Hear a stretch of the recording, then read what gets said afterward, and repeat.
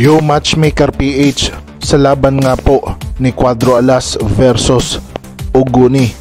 ay sinabi nga at sinoutout na ni John Del Cuadro Alas Casimero na gusto niyang manood sa laban itong si Naoya the Monster Inoue, at sinabi nga niya na kahit nga po sa bakuran nila mismo sila maglaban, hindi siya natatakot at aatrasan ang The Monster sapagkat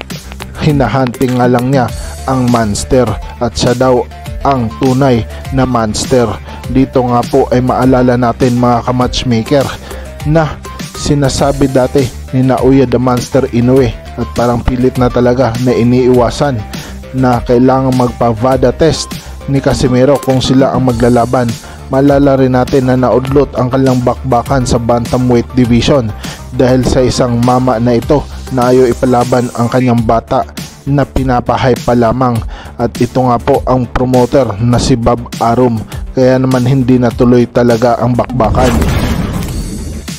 Samantala mga ka-matchmaker, busy nga po si Cuadro Alas sa paliga niya sa mga bata na gustong magboxing. Dito nga po ay todo rin ang kanyang papremyo at napakagandang gawain ito sapagkat yung mga gustong magboxing talaga ay makikita nila na hindi basta-basta, at dito nga po ay parang Santa Claus, parang ninong Cuadro Alas sapagkat namigay nga po ng pera sa mga kabataan na sumali ng boxing. At dito nga po ay masasabi natin na good vibes talaga ito sapagkat makikita ang potensyal ng mga bata,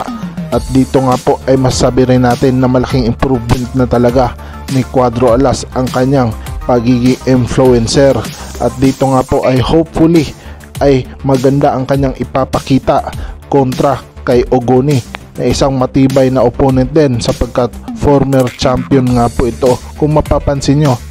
parang si Marvelous Sonsona ang mukha. Samantala tuloy ang angsan ng dalawang promoter at boxer na si Ryan Garcia at Oscar the Golden Boy de la Hoya sapagkat dito nga po ay sumasama ngayon at nakikibibes itong si Ryan Garcia kay Manny Floyd Mayweather, which is parang hindi ito gusto ng kanyang promoter na si Oscar de la Hoya sapagkat parang ninanakaw nga po ni Floyd Mayweather itong si Ryan Garcia. Kaya naman sinabi niya na mag-enjoy ka dyan sa kasama mo at masaya ako na kasama mo ang tinalo ko dati. Yun lang.